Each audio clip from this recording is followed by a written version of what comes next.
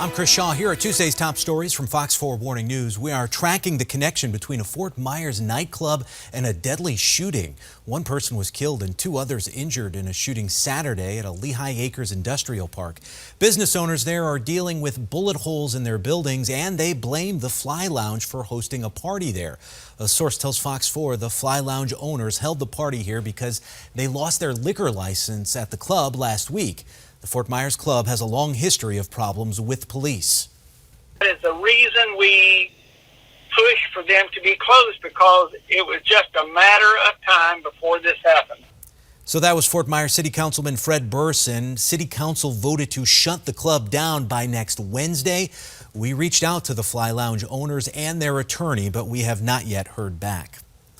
An abandoned boat that was leaking oil into a Cape Coral canal is being removed. The city says the boat was left near a ramp at Rosen Park overnight Friday, and by Saturday morning it sunk. When Fox 4 checked on the boat, it was in the process of being pulled out.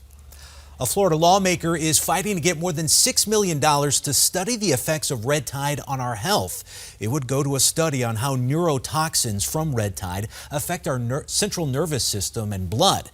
The study would take a few years to finish.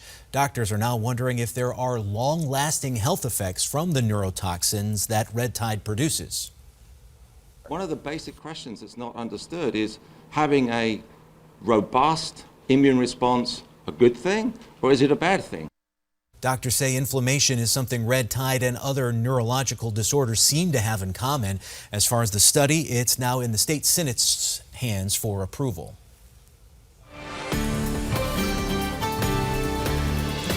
Quick look again at tropical depression number 3 off the east coast of Florida, moving to the north and eventually to the northeast. Not expected to strengthen and not expected to affect southwest or even the eastern portion of Florida.